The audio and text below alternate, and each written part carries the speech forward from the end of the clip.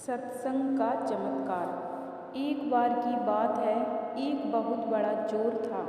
जब वो मरने लगा तो अपने बेटे को बुलाकर नसीहत दी कि अगर तुझे चोरी करना है तो किसी महात्मा के सत्संग में गुरुद्वारा, धर्मशाला या धर्म स्थल पर मत जाना, इनसे दूर ही रहना।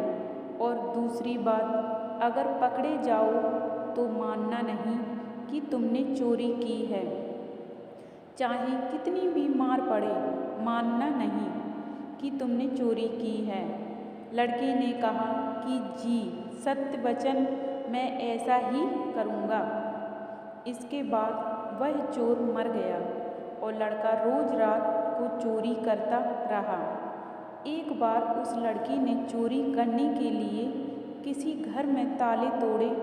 घर वाले जाग पड़े और उन्होंने शोर मचा दिया। आगे पहरेदार खड़े थे। उन्होंने कहा कि आने दो, बचकर कहाँ जाएगा, हम यहाँ पर पकड़ लेंगे।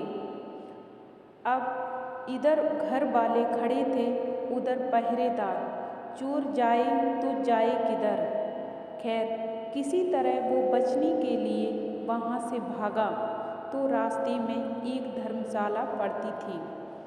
उसे अपने बाप की सलाह याद आई कि धर्मशाला में नहीं जाना है, लेकिन अब करे तो क्या करे। आखिर उसने सोचा कि मौका देखना चाहिए और धर्मशाला में चला गया।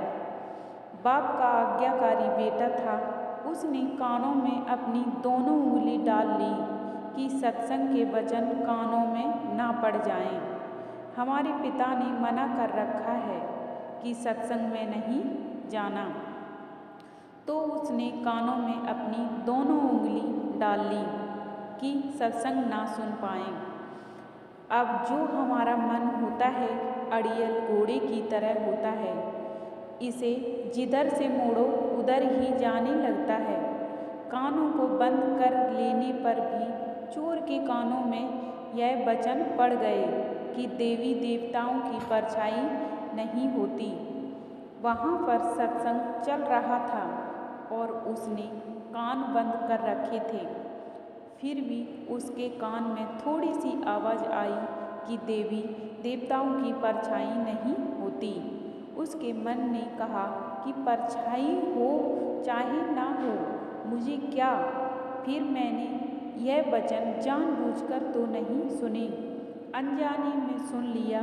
उसने अपने पिता को सफाई देते हुए मन ही मन कहा कि मैंने जानबूझकर नहीं सुना, ये ऐसे ही सुना लिया मेरे कानों ने। मैंने तो कान बंद कर रखे हैं। अब इधर घर वाले और पहरेदार पीछे लगे हुए थे। किसी ने बताया कि चोर धर्मशाला में है। धर्मशाला की जब जांच हुई तो वह चोर पकड़ा गया।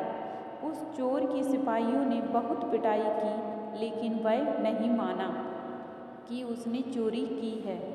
और आपको बता दें कि उस समय यह नियम था कि जब तक मुजरिम अपराध न माने तो सज़ा नहीं दी जा सकती थी। आखिर उस चोर को राजा के सामने पेश किया गया।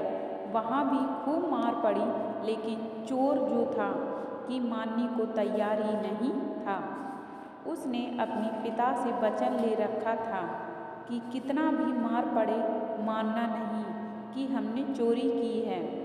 राजा को पता था कि चोर जो होते हैं वो देवी की पूजा करते हैं, देवी की आराधना करते हैं। इसलिए सिपाहियों ने एक ठगनी को सहायता के लिए बुलाया। ठगनी को बुलाया गया, सारी बात बताई तो उसने कहा कि मैं मना लूँगी, उसे इससे कहलवा लूँगी कि इसने ही चोरी की है। उस ठगनी ने देवी का एक वेश बनाया, 2 नकली बाहें लगाईं, चारों हाथों में चारों मसाले लगाईं और नकली शेर की सवारी की। चूँकि वह सिपाहियों के साथ मिली हुई थी, इसलिए जब वो आई तो उसकी हिदायत के मुताबिक जेल के दरवाजे कड़क कड़क कर खुल गए।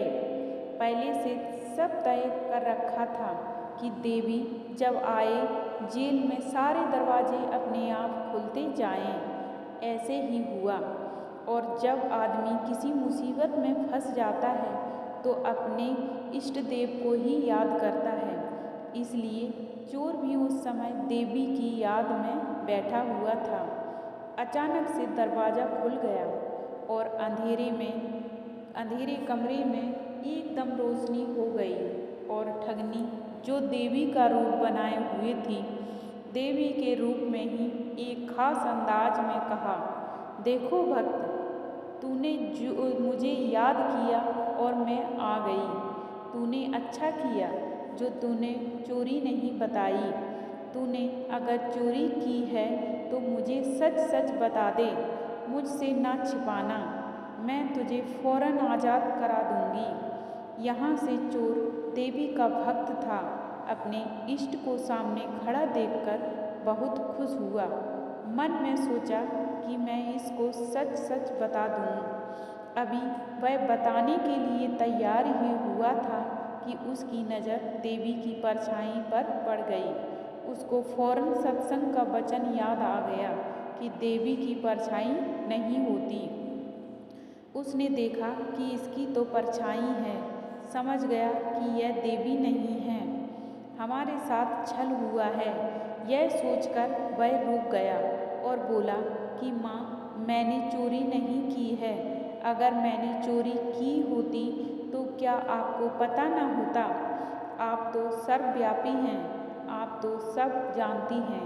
अगर मैंने चोरी की होती तो आपको तो पता होता ही है।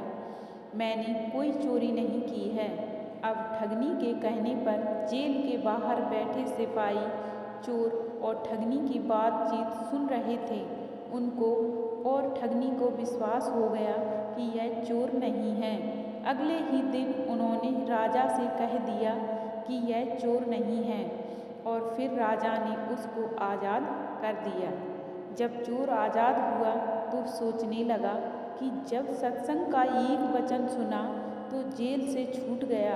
अगर सारी उम्र सुनूं तो पता नहीं क्या क्या मिले मुझे। जब यह ख्याल आया तो रोज सत्संग में जाने लगा। वह चोर किसी पूर्ण महात्मा की शरण ले ली और चोरी करना हमेशा के लिए छोड़ दिया और वह एक महात्मा बन गया। इसीलिए कहते हैं कि सत्संग के बराबर ना गंगा है, ना यमुना है और ना ही कोई अन्य तीर्थ है। कलयुग में सत्संग ही सबसे बड़ा तीर्थ है। इसलिए आपसे हमारी विनती है कि सत्संग में हमेशा जाएं और जाते रहें। वीडियो अगर पसंद आया हो तो वीडियो को लाइक और शेयर करना ना भूलें। अगर चैनल पर नए हो तो चैनल को सब्सक्राइब ज़रूर करें। धन्यवाद।